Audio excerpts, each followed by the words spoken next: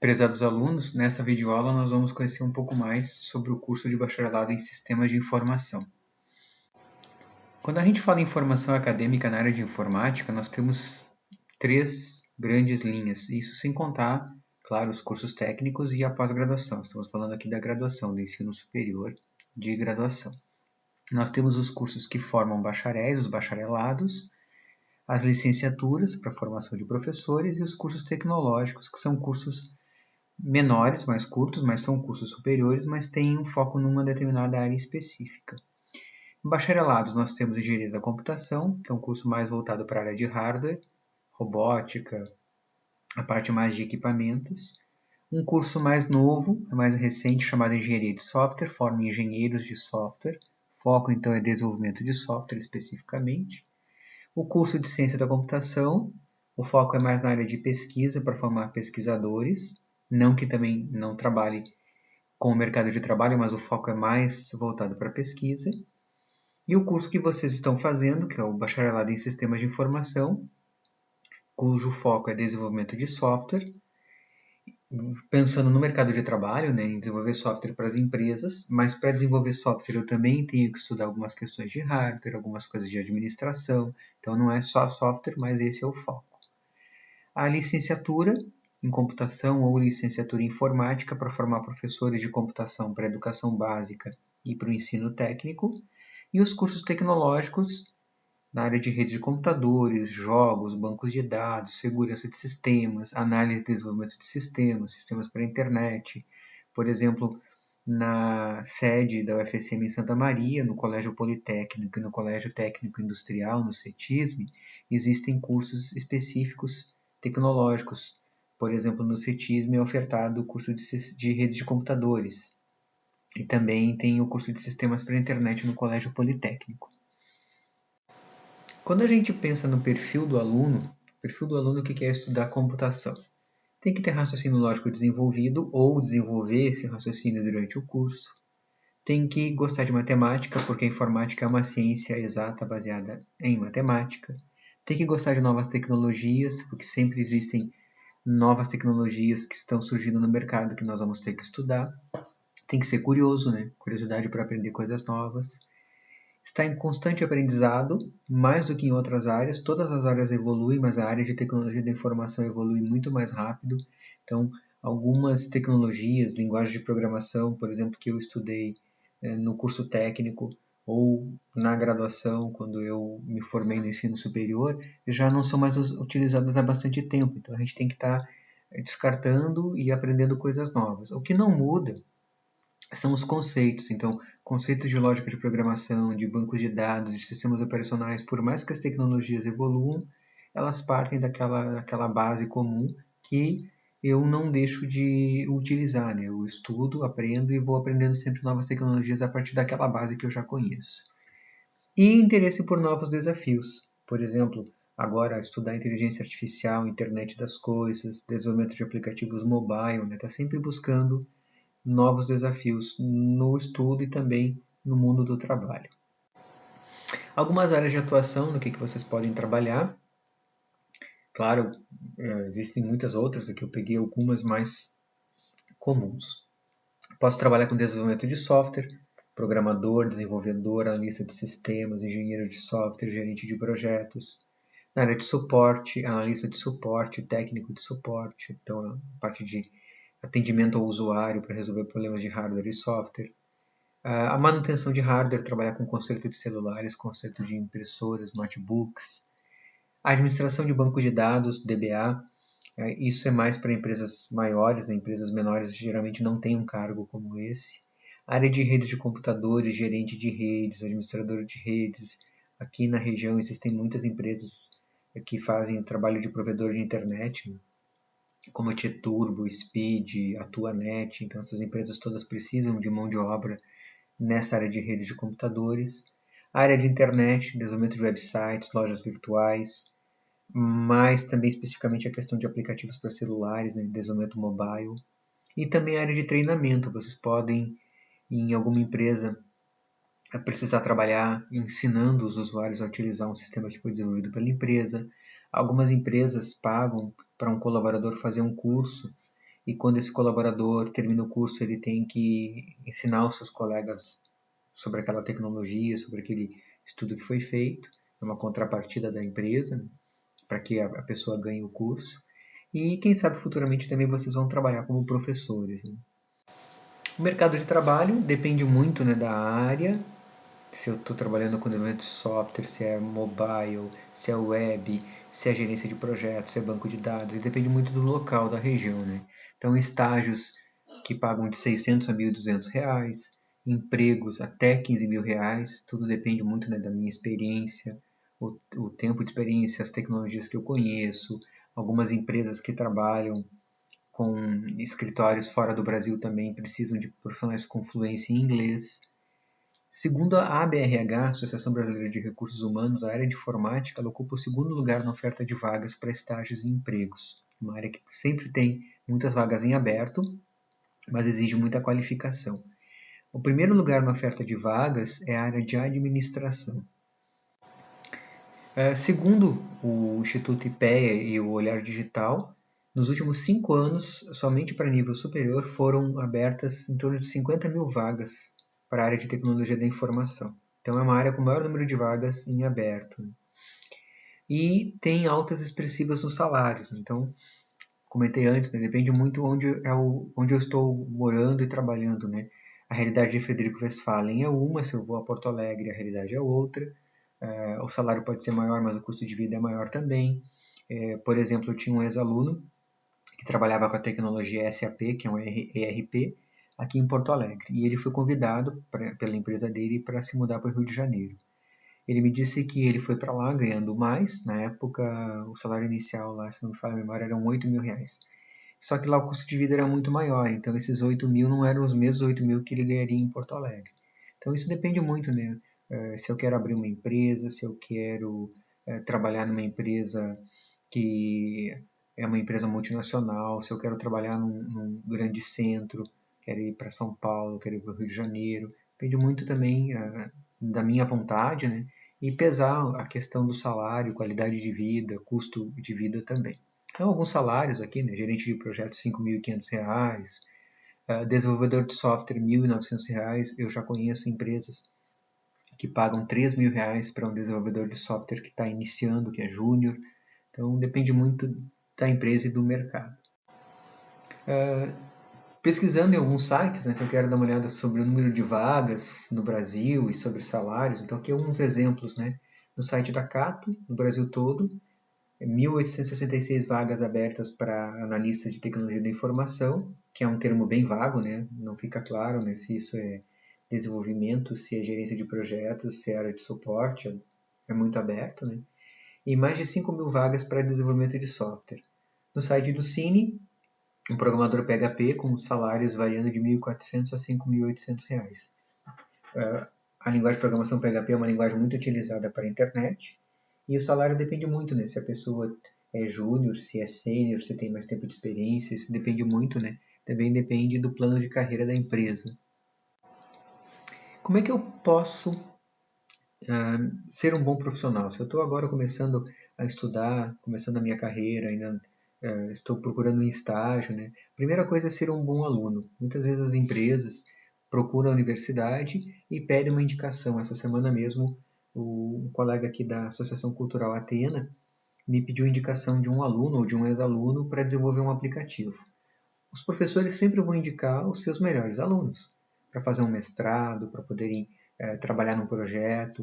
Então, vai querer um aluno que seja comprometido, engajado, que seja estudioso. Então, vocês têm que serem comprometidos, assumir responsabilidades, manter uma postura adequada como aluno. Então, por exemplo, vocês são alunos do UFSM e vão participar de um evento. Então, manter a postura, né? Como é que eu vou participar desse evento? Eu vou chegar lá todo descabelado? Eu vou chegar de chinelo num evento formal? Vai ter um evento, por exemplo, e vai ter uma série de autoridades participando e eu quero apresentar um projeto, né? Eu vou me vestir adequadamente para estar nesse local, vou cuidar das palavras que eu vou falar, né? Como eu vou me portar, a questão da postura também no meu emprego, no meu trabalho. Então, a postura como estudante, como profissional. E uma questão muito importante hoje em dia, né, falar e escrever corretamente. A gente vê muitos e-mails, muitas mensagens no WhatsApp, postagens no Facebook com vários erros. E isso é muito ruim, né? Se eu recebo um e-mail, por exemplo, eu estou recrutando profissionais na empresa e eu recebo e-mails com o currículo e esses e-mails e o próprio currículo tem uma série de erros, né? Isso não é bom para que eu busque uma vaga no mercado de o curso de Sistemas de Informação da UFSM. Então, ele concede o título de bacharel em Sistemas de Informação e dura 9 semestres, que são 4 anos e meio. Se eu curso todas as disciplinas, né? Se eu consigo fazer todas as disciplinas do semestre, se eu não reprovo nenhuma, né? Se eu consigo cumprir ele integralmente, eu concluo ele em 4 anos e meio. A nossa primeira turma iniciou o curso no segundo semestre de 2010. A primeira formatura ocorreu em janeiro de 2015 e de lá para cá nós já formamos 60 bacharéis em sistemas de informação.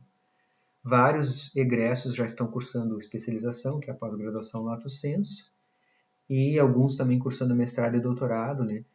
Alguns têm empresa própria, tem alunos já em vários mercados. O corpo docente é formado por professores do Departamento de Tecnologia da Informação, que vocês vão conhecer durante o curso, vão começar a conhecer alguns agora nesse semestre, né? E nós temos também 2 professores que trabalham junto conosco, que são do Departamento de Engenharia e Tecnologia Ambiental, que ministram algumas disciplinas no nosso curso de Sistemas de Informação. Podem ver que a grande maioria dos professores já tem o título de doutor. Sobre os laboratórios, para vocês conhecerem um pouquinho, enquanto vocês ainda estão estudando à distância, né, enquanto a gente ainda não tem aulas presenciais, nós temos 3 laboratórios específicos, 2 que nós chamamos de laboratório de software e um chamado laboratório de hardware. Um fica no prédio central do campus, os outros 2 no bloco 6. Aqui tem uma foto do laboratório de hardware do bloco 6, para vocês conhecerem um pouquinho. E aqui a foto do laboratório de software também do bloco 6. Um pouquinho sobre a estrutura curricular do curso.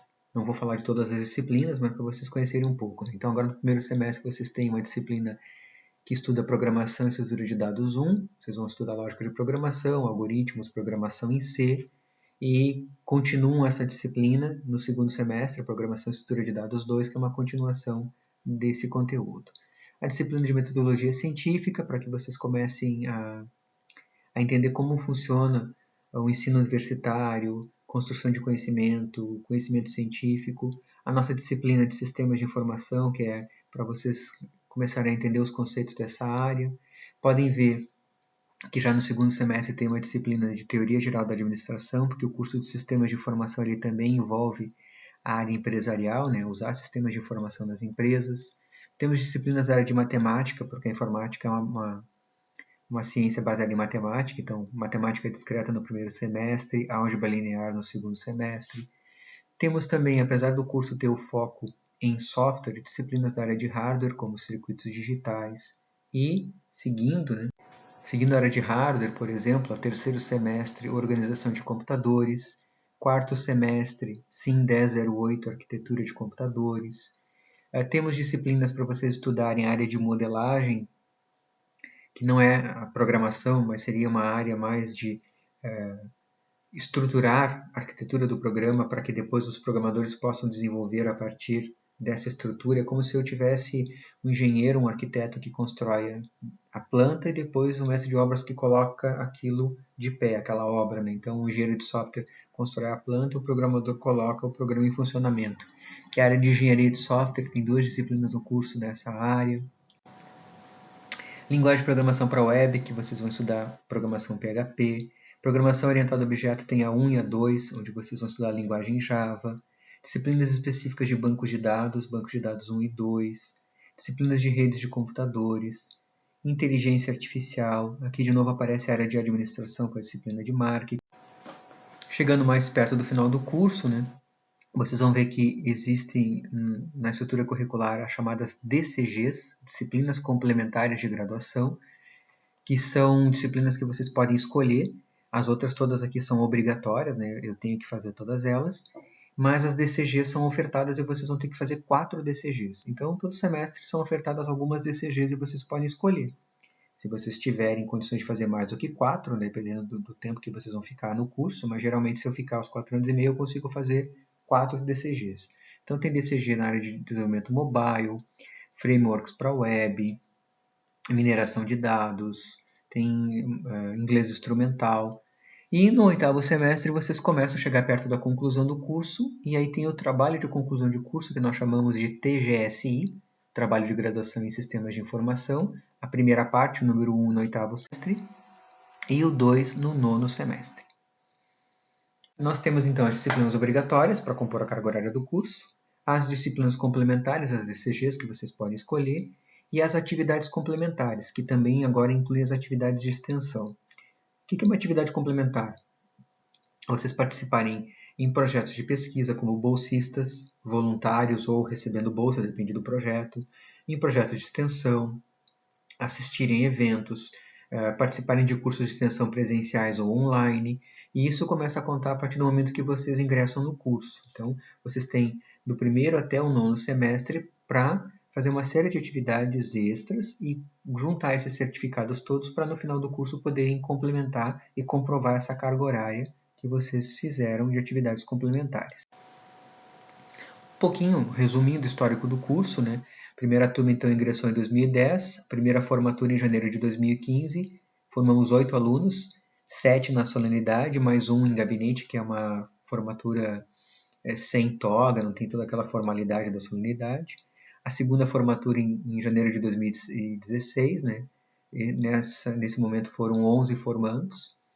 Em 2013, nós realizamos a primeira jornada acadêmica de sistemas de informação, a primeira JAS, e a partir dali, 2014, 15, 16, nós viemos então realizando segunda, terceira, quarta e assim por diante. Todo ano nós temos uma jornada acadêmica. Nós temos palestras, minicursos, eventos nessa jornada.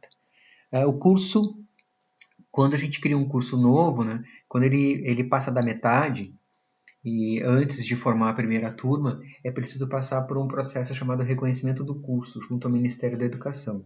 Então, em abril de 2014, uma comissão do Ministério da Educação, com 2 professores, esteve aqui no campus e fez uma avaliação do curso e nós recebemos uma nota. Essa nota vai de 1 a 5. A média é 3, a nota máxima é 5, nós recebemos a nota máxima. Aqui, alguns projetos que nós desenvolvemos com algumas empresas. Então, e geralmente quando os alunos vão fazer seu trabalho de graduação, trabalho final, trabalho de conclusão, eles se já trabalham, se estão estagiando numa empresa, eles desenvolvem esses trabalhos nas suas empresas. Então aqui nós temos a Arbasa, a Alliance Software, Digifred, a Prefeitura de Frederico de Palmeira das Missões, a Tieturbo, várias empresas onde nós já desenvolvemos alguns trabalhos em parceria com empresas. Aqui uma imagem da nossa jornada acadêmica de sistemas de informação, a primeira edição, né, que é um pouco da história. Um projeto que nós temos chamado Livros Livres, ali no bloco 6, onde vocês podem doar livros e também podem retirar livros de diferentes áreas, não só da área de computação. Grupos de pesquisa, quando nós falamos em ensino universitário, nós temos 4 áreas, né, que seriam ensino, pesquisa, extensão e gestão, né? Coordenar o curso, chefiar o departamento, isso é gestão, ensino, as atividades para as disciplinas específicas, e aí nós temos pesquisa e extensão. Extensão são projetos para atendimento à comunidade, né? Quando eu faço algum projeto, por exemplo, em parceria com a comunidade, eu vou fazer um projeto de extensão para ensinar informática para a terceira idade. Esse é um projeto de extensão.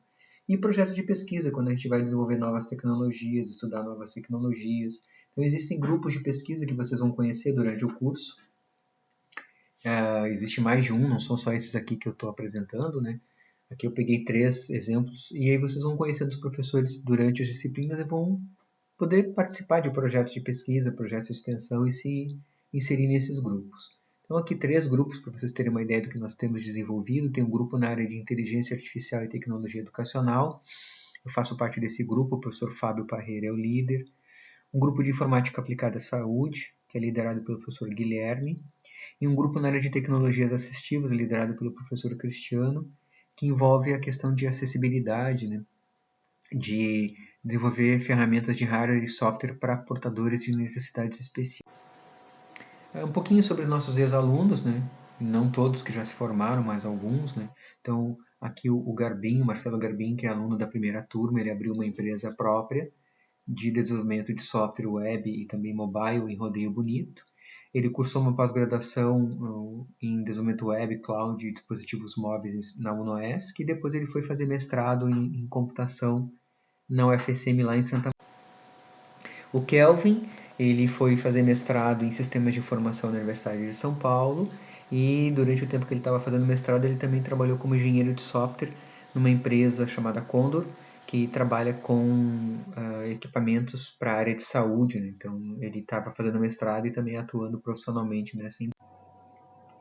O Mauro, formado na primeira turma, ele foi para Pernambuco trabalhar na Motorola, num programa de residência em software da Motorola na Universidade Federal de Pernambuco, a partir de uma indicação de um professor aqui do campus, e depois ele foi trabalhar com a área de banco de dados na Globo.com. O Paulo Cerati, nosso aluno também da primeira turma, ele cursou uma pós-graduação em gerenciamento de projetos na UNOESC, e ele trabalha na área de suporte na Digifred, e o trabalho de conclusão de curso dele também foi feito na Digifred. A Digifred é uma empresa aqui de Frederico que trabalha com desenvolvimento de software voltado para a gestão pública, principalmente atendendo prefeituras. E eles também agora têm uma fábrica de software em Porto Alegre.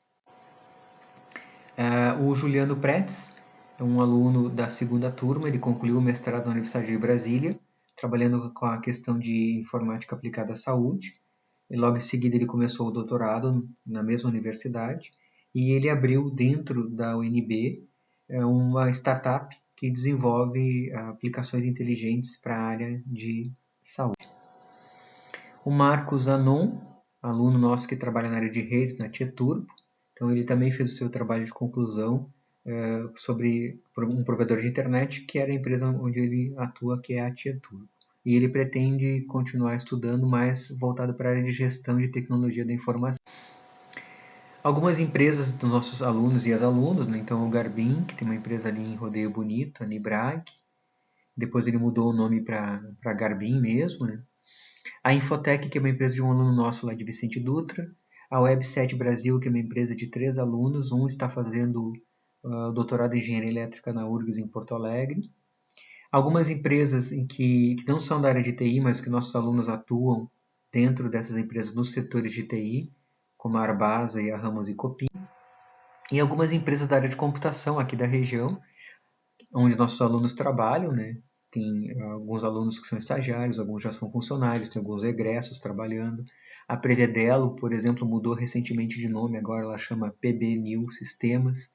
Digifred, Dalcom, algumas empresas mais da área de internet, como a Speed, a Global Telecom, a Tieturbo. Então, empresas aqui de Frederico, de Palmeira das Missões, onde nossos alunos estão atuando.